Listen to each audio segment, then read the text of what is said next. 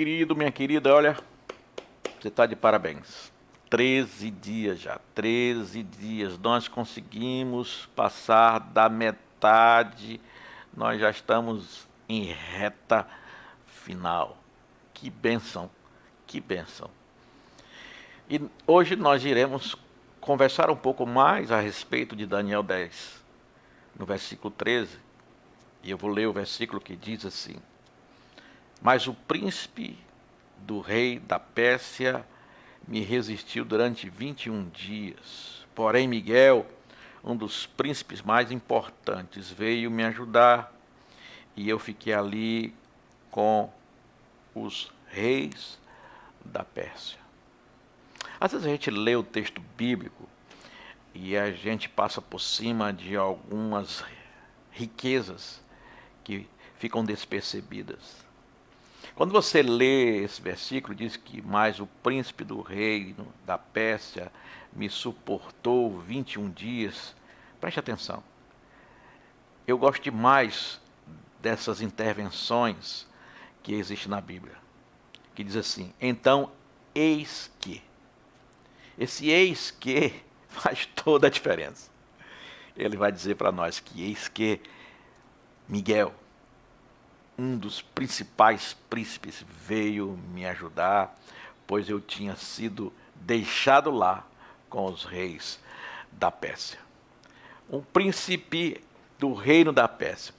Pelo contexto, quando a gente olha, este não é um príncipe humano, pois um ser humano não podia resistir a um ser sobrenatural.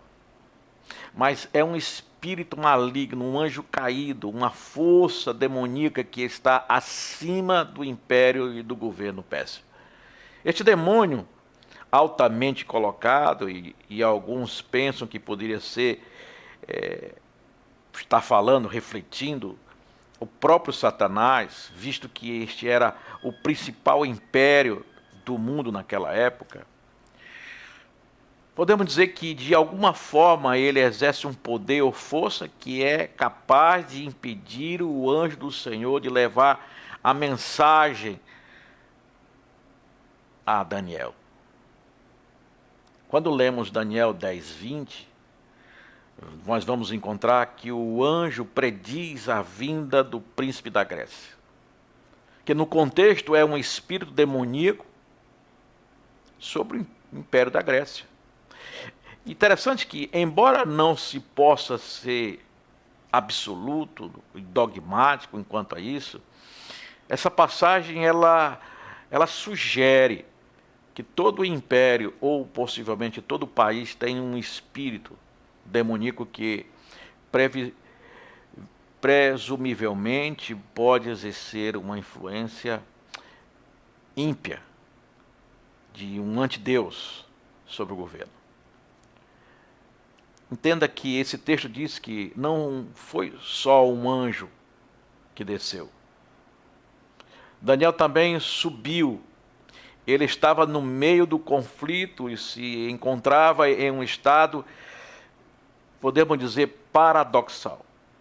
E o que seria esse estado paradoxal?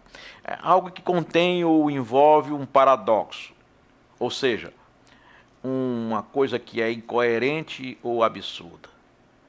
Pois ao mesmo tempo em que ele se esforçava, diz o texto, para ficar de pé, ele se encontrava em um ambiente onde em segundos definia-se a história de anos.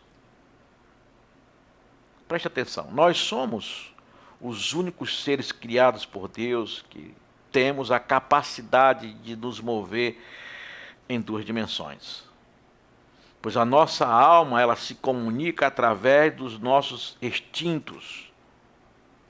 Com essa dimensão, porém, nosso espírito com a dimensão espiritual. E aí, quando você lê esse texto, você consegue entender, veja, que o anjo fala com o profeta como se ele fizesse parte do seu mundo. Mas, porém, a capacidade de ver, de entender e de escrever, e que ele ouviu, e viu, melhor dizendo, e ouviu, Porque ele estava nesta dimensão paradoxal, nessas duas realidades, ou desses dois ambientes, por isso que esse texto é um presente para mim e para você de maneira tão rica. Porque ele fala sobre uma luta de um príncipe de Israel contra um príncipe do mal. E essa guerra, ela aconteceu em uma dimensão invisível para nós. O ser invisível não significa que não exista.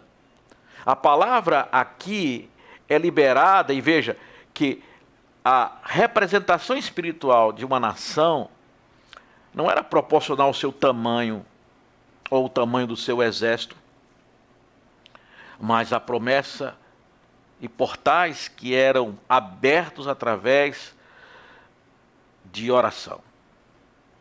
Porque se pensamos no tamanho do Império Persa e grego, diante da fragilidade que estava a nação de Israel naquela época, o seu anjo certamente perderia a batalha.